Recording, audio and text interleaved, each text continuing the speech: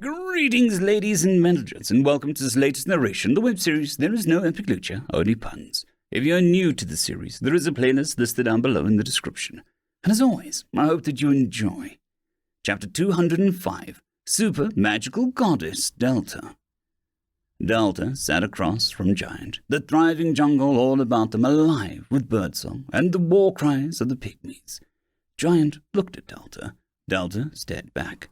The sounds around them made the silence between them a little louder than it would have been otherwise. So, Delta began with a smile, feeling an old familiar thrill run through her as she decided to break the awkwardness. It had been a small while since she just sat down and dungeoned, even longer since she had a chance to help one of her monsters like this. Just so much has happened. Giant, you're going to be my first student in a whole new field of study. So I hope you'll bear with me as we stumble along this journey together, Delta declared grandly. Giant's massive frame was still as he stared, then he grandly nodded once. Okay, he said, and went back to staring. Delta deflated a little. She was used to all sorts of monsters, loud ones, scary ones, confused ones, and even slightly murderous ones. Giant was a different breed than all the rest. A rude person would have casually thrown out words like simple or plain, but Delta preferred comfortable. Is there anything you thought of that might be of interest to you? She asked gently, as she took in Giant's existence on all levels. Nothing stood out, aside from his large frame, really. There was no emotional spikes or deviance from his monster matrix which created him. Giant blinked, just once, at the question. I had time to think. It was a big question, he finally replied with a slow nod. This would be easy if Delta had a curriculum to adhere to.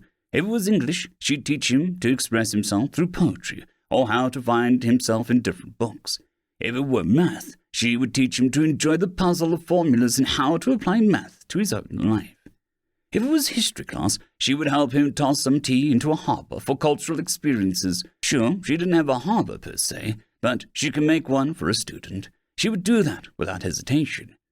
But this sort of open poking into his psyche felt closer to therapy of all things. Well, there is one thing, Giant admitted, sounding almost embarrassed. Tell me, Delta encouraged, needing just a single straw to grasp. The outsiders, the wizards, they used magic and had big and small tools. Could I use magic? He asked slowly, as if not to raise his own hopes. Delta brightened up and opened her mouth, then paused. She had no idea if Giant could use magic. Her monsters so far had either naturally gravitated towards such a path or were made with innate magic. Let me just look, she said, and opened his menu. Giant Bridge Guardian, a strong imposing frog with the ability to crush men's head between thighs like a ripe melon. Upgrades, tough skin, blades have a tougher time breaching his skin. Moist oil, more resistance to fire and some electricity attacks. Bridge Ogre's strength, able to double physical strength in emergencies. Spear mastery, able to stab organs with improved precision. This didn't scream wizard build, but Delta wasn't one to give up on a slight thing like fixed innate talents and common sense. I see some potential, but it's going to take some work, Delta said slowly, and Giant looked so pleased that Delta pretty much had to make magic work for him, whether it wanted to or not. Wait right here, she said, and stood up, focusing on 3 monsters, asking them to meet her ASAP. Less than a few minutes later, she stood before Wime, the mana-parched form of Doctor the Gargoyle, and a slightly drowning in mana form of Swa. A monster from the first, second, and third walked into the boss room. Delta frowned as Swa could barely speak, and Doctor was looking closer to a parched houseplant by the second. Only Wime looked utterly comfortable due to meeting taking place in her room. I bet on the goblin dying first, Wime said, and Swa did a rude magic symbol with his middle finger. Delta frowned and tried something that was likely a little unorthodox in terms of what dungeon layouts were supposed to do. She very slightly, just a smidge, a token really, slid a garden in between floors over the bathroom like a blanket, causing a perfect supply of all 3 of her monsters, along with the giant staring form of Ophiuchus looking down at them from the 4th floor. The Death Star constellation dragon had an intimate connection to the garden. The good news was the idea worked. The bad news was that Delta felt like she had tied her kidneys up in a neat bow and then threw her liver into a mix. Painful was putting it mildly, but one of her children's dreams was on the line here. "Magic, how do you break it so it plays nice?" she asked the god tree, the fire mage, and the scary scientist. "Today felt like that sort of day," Doctor mused as he stroked his plague mask beak with amusement. "Have you tried tricking a wizard into selling their soul to you?" Byam asked seriously. "You need to hate social interactions and bend to the desire to burn society," Swan said, looking sagely. "Do you know what magic is?" Doctor asked, and Delta stared at him, trying not to hold her sides and whimper. "Magic is magic. It exists, so fantasy media isn't just boring hot men hitting each other with swords. And dragons can exist," she said, and Wyam scoffed. "A good selection of weapons is the key to a diverse entertainment. Hippus, even swords just means metal on the handle. There are so many types. Why is it only straight or curved folded metal?" she demanded to the room.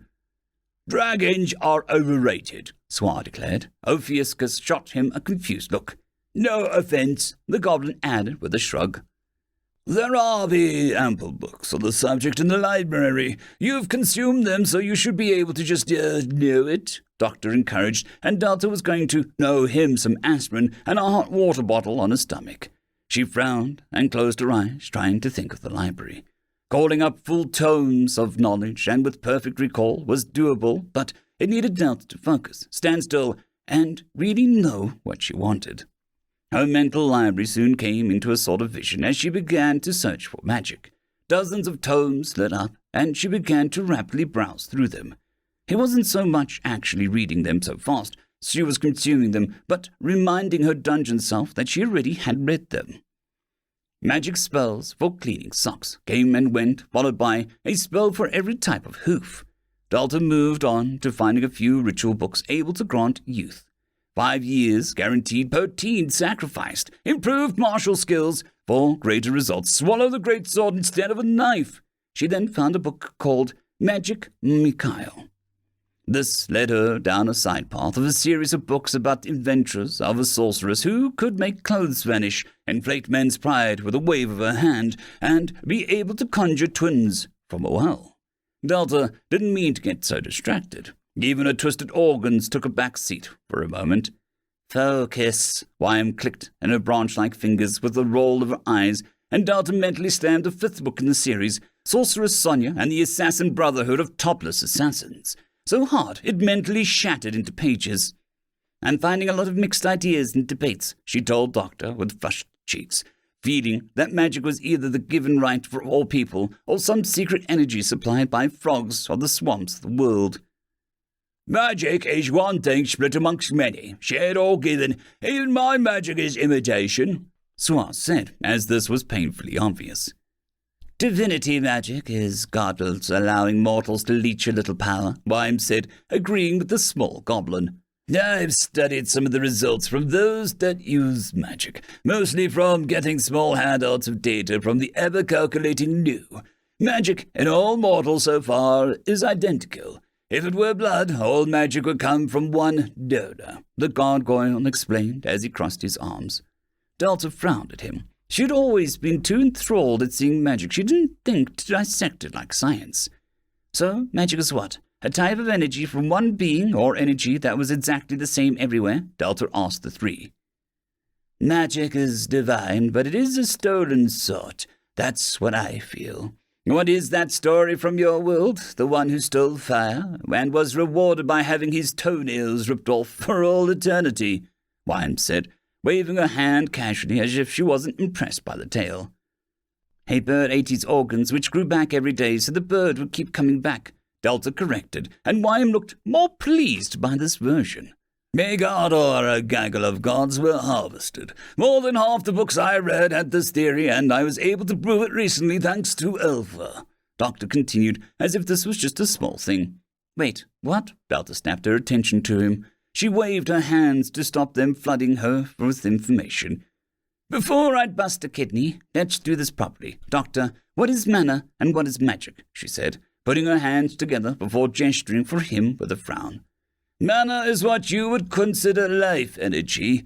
A person's mana is the energy produced by their soul, emotions, lifestyle, mindset, and more.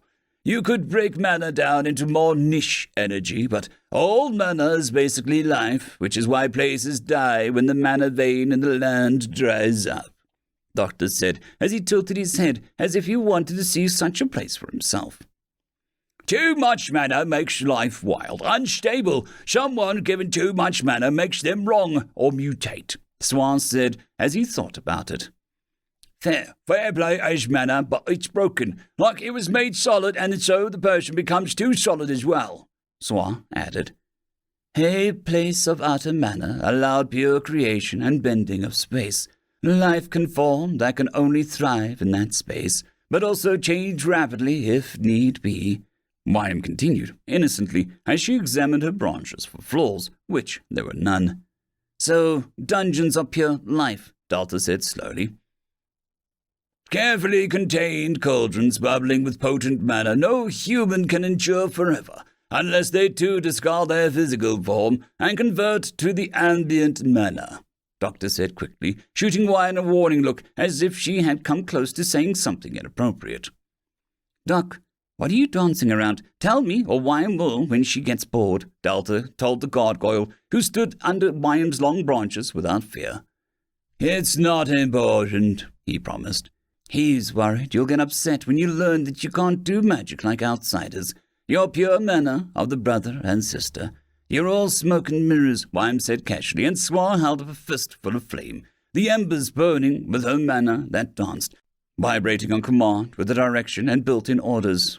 Okay, so I can produce a lot of mana, but not magic. So what is magic? Delta said, trying not to look worried. Giant didn't want much, well, anything, but he did want magic. Take a god and begin chopping bits off.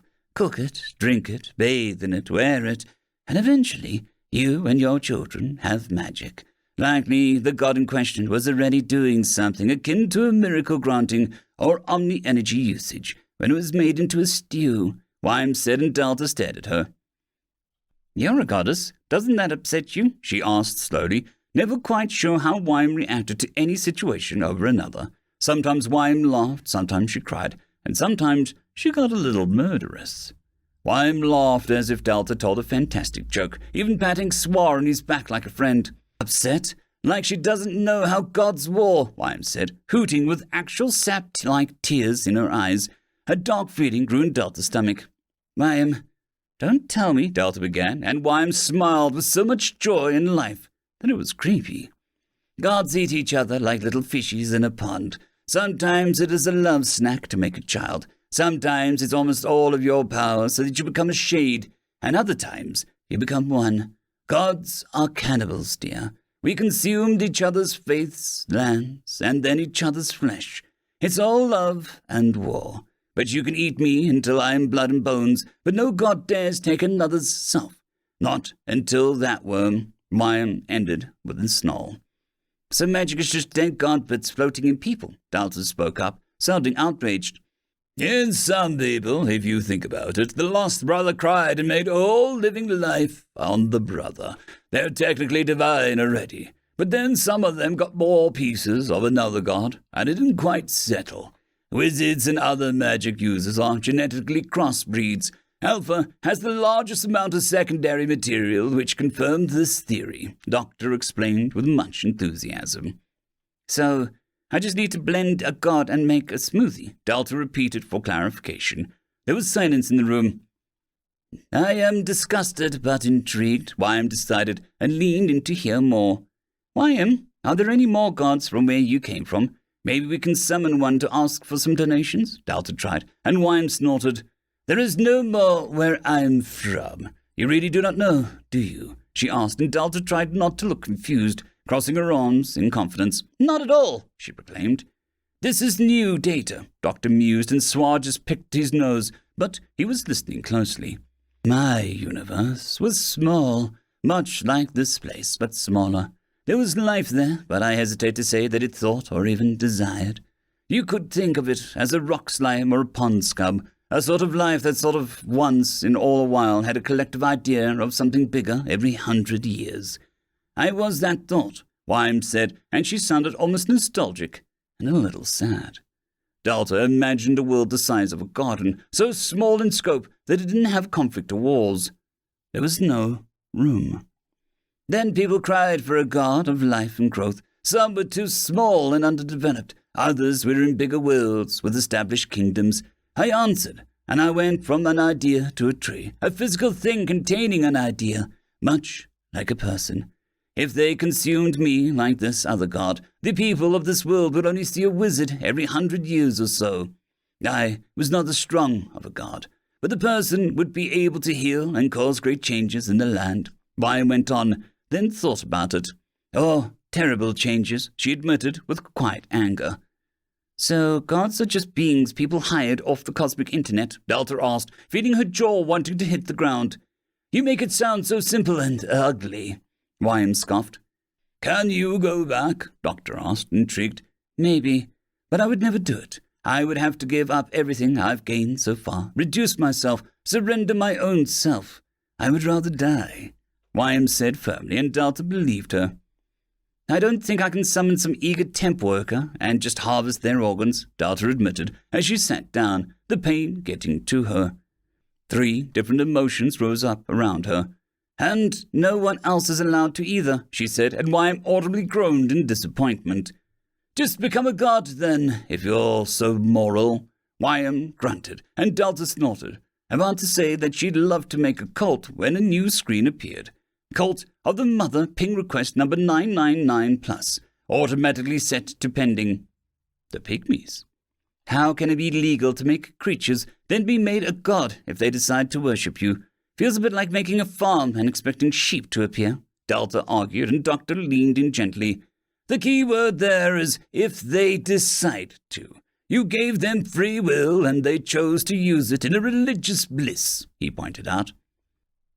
I don't know, she began, then saw there was a page 2 to the menu, so she clicked on it. Act of Gods, new of the night, 3 weeks. New? She blinked as the screen turned blue. Oh, you finally got my memo about that, New said as he appeared from the 4th floor. Delta had memos? Yes, I did, she said with a serious nod. Good.